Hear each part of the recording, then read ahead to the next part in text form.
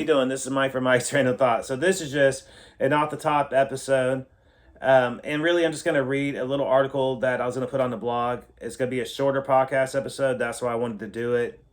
It's about escaping herd style thinking, herd tribal thinking. And I'm going to go into great detail about the dangers of herd and tribal thinking. All right? So I'm just going to get into this material. So people often say it feels like we're living in a modern day idiocracy. But have you ever stopped and asked yourself, how has the global population become so dumb? I mean, honestly, when you think about it, it's not just the United States. They want to say it's just the United States, and you want to say that it's just a liberal city or a liberal state. But it's not, it's globally. So how did the global population become so dumb? And honestly, I got to say, folks, I think it's a slow process. See, I think it's been done through them stopping teaching real subjects. And what do I mean by that? You know, like history and, social studies and whatnot. I also feel naturally is due to the way schools are set up. They create basically a herd industrial type of classroom setting. And this often transfers into the workforce. And that was a concept behind the classroom in the first place. I mean, if memory serves me right, the modern day classroom concept first began at the beginning of the industrial boom.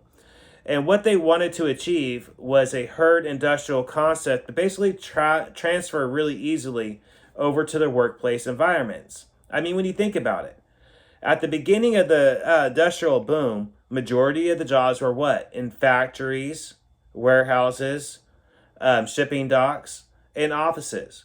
In those environments, you get what? Unified type of things. And the classrooms are set up in the same way where it was unified. It was straight rows, where everybody was in straight rows, and everybody had the little groups. All right? And we're going to go into all that here in a second. So when you quit, like I was saying earlier, when you quit teaching crucial subjects such as history and social studies, there's a saying, you're going to be doomed to repeat itself. And this is basically due to people forgetting, the crucial issues of the world and the world's history accurately and correctly. And then once you add in your herd style of thinking, this gives birth to clique and gang style of thinking.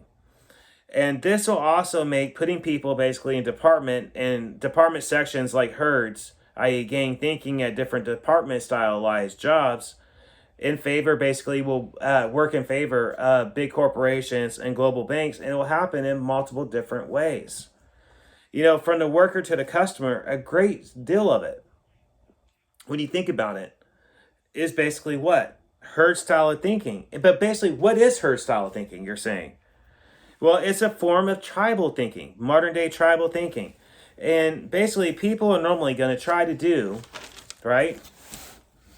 They're going to help out their team and their herd or their tribe before they help out themselves majority of the time.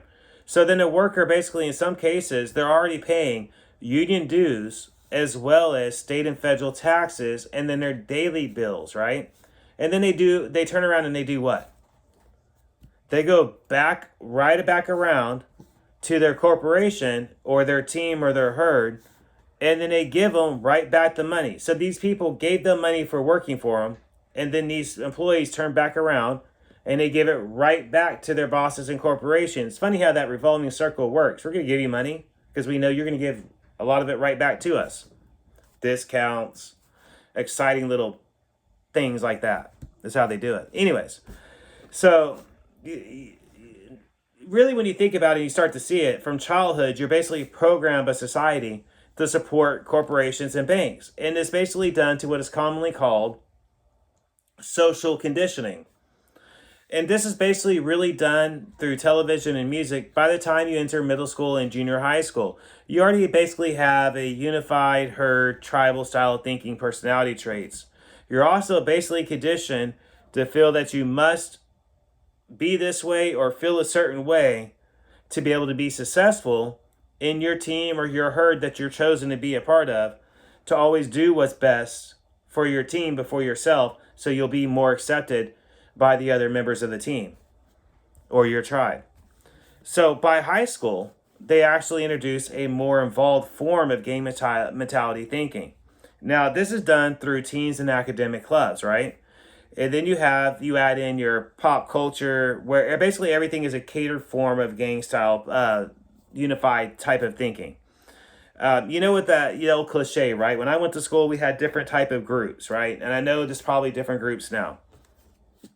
However, when I was going to school, they had different style groups, and that would be your tribe or your group that you just chosen to be a part of. And in some cases, that would be your jocks, your preps, your goths, your gangsters, your punks, your skaters, your countries, and your emos. The list goes on and on. Now, basically, that makes the youth say, I must appear to look a certain way, meaning they dress and appear to be a certain way, and they express certain types of thoughts and feelings so that they could be more accepted by other members of their tribe that they chosen to be a part of or their team. And this is basically how they're functioning all the way through high school. It doesn't, and a lot of them will say, I'm not doing that because I'm part of this. No, but you still are if you think about it. It just might be a different form of group. You know what I'm saying? But it's still grouping. When you really, really look at it, it's still a form of grouping. Anyways, so sometimes this, like I was just saying, this will evolve into other groups or other teams, or sometimes they'll adapt, choosing different parts in different groups, right? And then this will go into other faculty members and then parents as well. They'll have, different cliques and then different type of herd thinking in themselves. For the faculty members, it's going to be for what's best for their job. For the faculty means their paycheck. So the team being successful in the herd means money for them. For the parents, it's image. It's doing what's best for their tribe, what's best for their team, and to be doing more than the next person. They normally do this through booster clubs and PTAs and, all those kind of cliche type of groups. Now, again, I think we're going to move on a little bit. So again, once they go to college, this actually involves one more time. Now, they'll decide their new team or herd based on two different factors. Now, say they've been doing sports their whole life. That's what they've been doing. So that's going to be factor number one, and then their factor number two is going to be career. Now, if they've been involved in arts or they've been involved in computer science or whatever it might be, that's what it's going to be based on. Their tribe or herd that they go in on with their careers to be based on those type of things they were in. Whatever their interest was is leading them on. That's what's leading them into their career decision. Their career is going to be their tribe and their herd that they feel like they're going to be part of for the rest of their lives. So they'll tend, as a result, to frequent those areas that involve those type of studies or those type of feelings. Now, this would actually involve, events about similar areas, like I was saying, of interest in those areas. This methodology of thinking will always basically be reinforced subconsciously by the faculty members and teachers and counselors and group leaders and all that around them subconsciously, because they're all going to be being pushed to do what's best for the university and then what's best for their team or their tribe, because that's going to be best for the university and that's going to help them later on go into what's best for their career and then what's best for their life, so on and so on. Hold on, I'm trying to get back to where I was at here.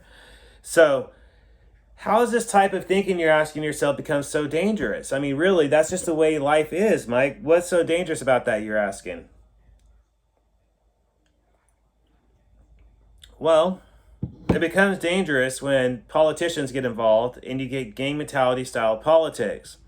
And basically you're seeing that, like I was saying before, unfolding in the United States, but you're also seeing that everywhere else. Europe, Africa, especially Africa right now. I mean, I've been praying a lot for the people of Africa, but let's keep back on focus here. But you're seeing it everywhere. And this isn't coincidental. It can't be coincidental. When you're seeing it happen everywhere and it just appears to be different based on language or culture, but it's still happening everywhere, this can't be coincidental. It has to be by design. Okay, so this form of government will usher in basically what I was calling before at the start of this, an age of idiocracy, or a modern age demolition man style type of thinking, which will be people stopping to think for themselves and begin to think only in terms of what is best for their tribe, team, or gang, whatever you want to say. So what am I getting at? if you're a GOP supporter, then you're going to vote on whatever's popular in your team. So whoever the most popular candidate is the one that you're really going to like. So if everybody in your team is saying this guy's a guy or this girl's a girl, it doesn't matter how you really feel, because you don't want to be, that person, so to speak, that's going against what everybody else in your tribe thinks. So you're going to say you're supporting this person anyways because that's what everybody else in the tribe is saying. This, don't get me wrong, this especially goes for the Democrats as well. Man, does it not go for the Democrats. They are notorious for gang-style politics and gang mentality thinking right now. This might not be the podcast to get that in, but I'm just telling you, I could very much easily go into that. Now, they're still going to vote for whatever is popular and whatever the most popular candidate is instead of the ones that they actually like or the issues that they actually care about or who they think is best for the job. That doesn't matter to them. All that matters to them when it becomes majority of gang-style politics, all that matters is what the rest of their tribe or team thinks. They can't appear to be any other way than what the rest of the people in their tribe or gang is thinking, because they don't want to be that person. They have to be like everybody else, or at least borderline like everybody else, so they can be accepted by everybody else, because everybody wants to be accepted by everybody else. That's that style of thinking. So this type of thinking is what I believe has made politics globally a deeper and darker and much damper of a swamp. Globally, again, politicians are being bought by big corporations who are basically putting pressure on different politicians to create bills that are beneficial to their industries. Meaning, the CEO, stock market traders, and bankers, you need to really pay attention to the bills and issues of the day that your representatives are voting on, because these bankers, global politicians, and corporations, they put pressure on your representatives and your politicians to make certain policies that's going to basically be more beneficial to their industries, allowing the swamp to basically get a whole lot deeper. When it gets really bad, these people will put money on both sides of the coin. So you'll have people putting money on the Democrat ticket and people putting money on the GOP ticket at the same time, because it supports their agenda either way. That's just how bad it's gotten. So meanwhile, we just keep only paying attention to what our programmers are telling us. So who are our programmers? Well, basically, that's whatever our team stars, our team MVPs, our team stars are basically telling us to think and feel like. Now, who are those? That would be your favorite celebrities, your favorite athletes that says something, and then you go and look at the politician who's also saying the same thing that the CEOs and bankers told them what to say, that supports the issue that they need done. And then you go, yeah, that's all I needed to hear. I heard everything that my favorite celebrity, athlete, and politician said. So that is what I'm going to do. I'm only going to vote. I'm just going to roll with that because, that's what the majority of my tribe is saying. It's not just them that said it, man. Everybody else in the tribe said the same thing. I mean, even old Billy Joe said the same thing. I mean, it's kind of different, but it basically is the same thing. So I'm going to roll with that because that's what the majority of the tribe says to do. So often, sadly, and very blindly, they remain only halfway informed. Now, this has become such a bigger problem with social media companies. Because we used to get, like snail mail, where you would normally you would just go toss out those ads, and let me just tell you, tons of ads were thrown out. I mean, they had ads on our television shows, mailboxes, primetime space ads, everything. Everywhere you looked was an ad back in the day. Those paper ads, man, boy, did you not get those. Just stacks of them. Remember the stacks of them you get by the end of the week?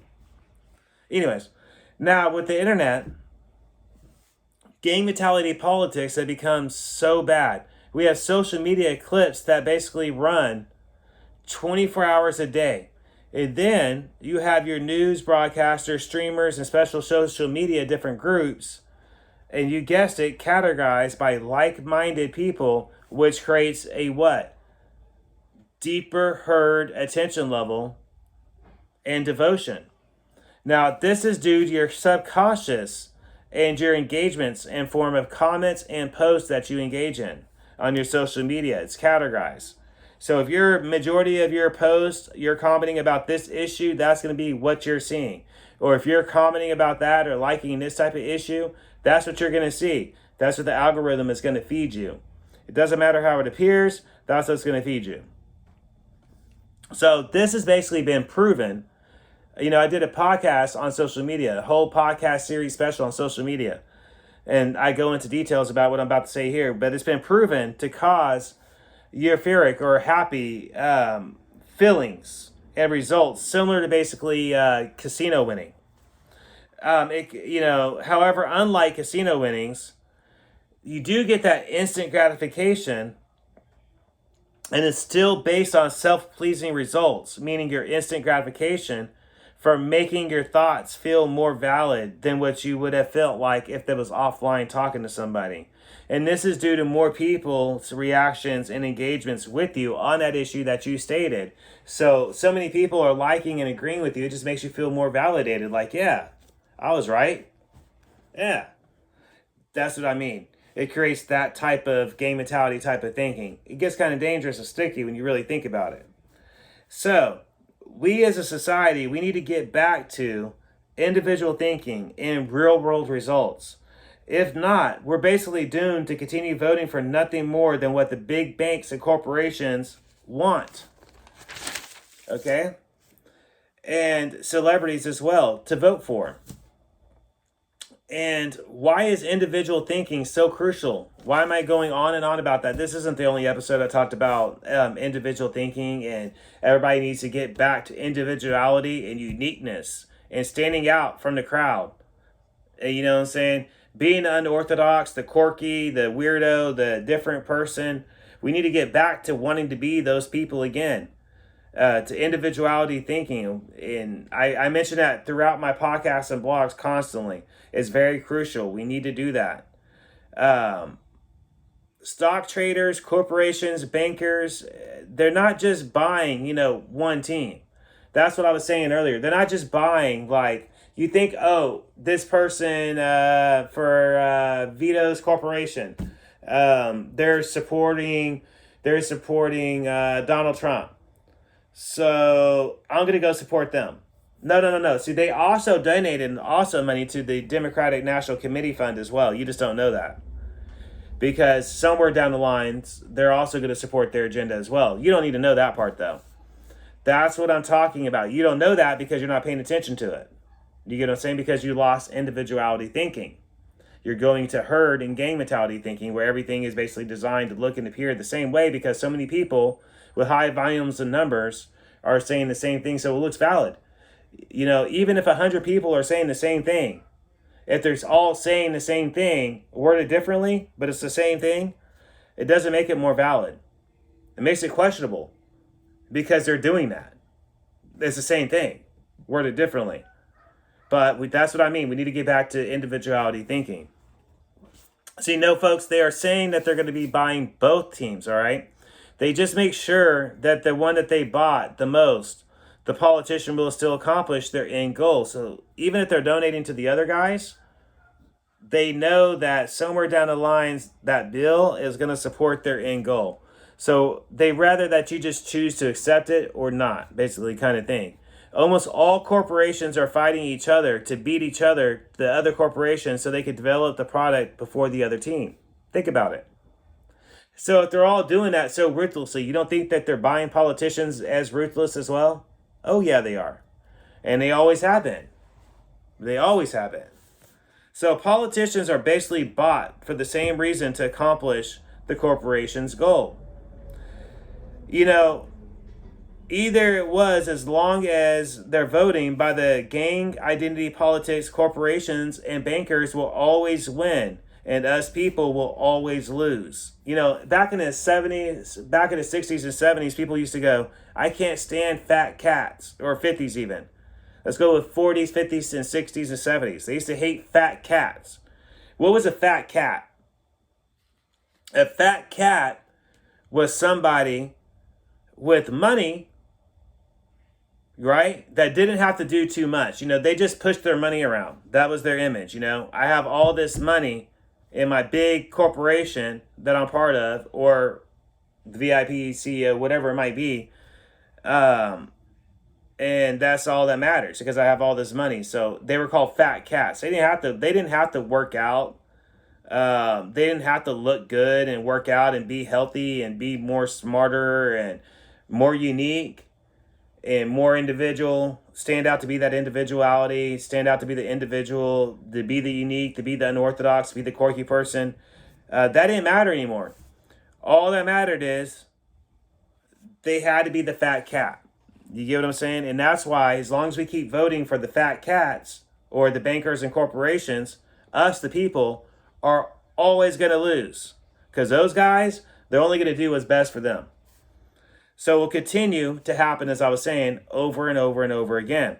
It will become much worse, in fact, as time goes on, because generations, our kids look up to us. So your child overhears what you're saying.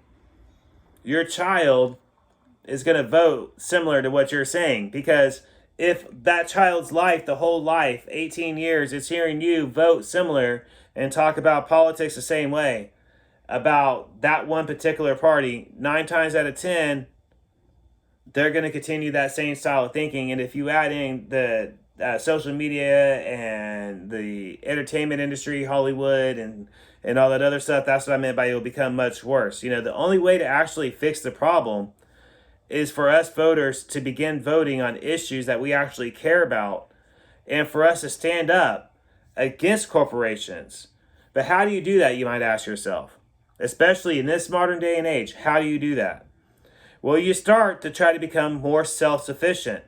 When corporations stand up, when a corporation stands for something that you do not support or that you don't like, you simply refuse to purchase anything from them again. But to make that actually work, you can't just buy from their other sister company stores as well. You get what I'm saying? You got to hurt their back pocket. You ain't going to hurt their back pocket if you're going to their sister store. See, corporations, a lot of them will buy other stores and even let them keep the logo, so you won't even know that you're actually still supporting those people that you don't like. So say, let's think back to the NFL canceling thing, right? Everybody was going on and on. We need to cancel the NFL. We need to cancel the NFL. I was bad about it too. I didn't watch sports for years and years and years. I didn't watch sports. Well, that's what I'm saying. A lot of times they'll own other companies. I'm trying to think of a better one, like food or something. But there's multiple different companies, and they own smaller companies. They'll buy them out, and they'll say, okay, look, I'll let you keep the name. I'll even let you keep the image. All right? But you got to give me so much of your profits. All right? So you won't know that you're actually still supporting those companies. But you still are. You get what I'm saying? That's what I meant. But you can't support their sister companies or their sister stores. You gotta figure out a way around that. You gotta find the real other team that's going against them, or figure out a way to do it for yourself. But ultimately, we all as a society, we need to get back to escaping from herd mentality thinking, gang style of politics. We need to get back to individuality, individual thinking, and being unique. We need to get back to questioning authority. We need to get back to standing up against a man, so to speak, questioning authority. We need to get back to the no fear concept. You get what I'm saying? Standing out, being unique. We need to get back to all of that stuff, and we need to get back to real education as well. I think us as a society, I think we're waking up, and I think we got a lot further to go. But anyways, this has been Mike from Mike's Random Thoughts. This has just been a short segment on escaping the herd mentality and herd style politics. I hope you guys have a good evening, and I hope you guys enjoyed. I'll see you guys real soon. Just so you know, for my longtime listeners, I'm also working on another episode already. So I already got another special. I'm already researching and getting research material gathered up right now to get ready to write out. And I'm going to give out more details on that, on who that individual is. Going to be a history piece, history/war history. So war history slash. This is really interesting. So this next podcast special I'm doing, this is going to be it's going to be World War II, war history, history in general, and religion history, and a Christian podcast, and about Nazis, all in one episode. So I'm already researching. Hold on.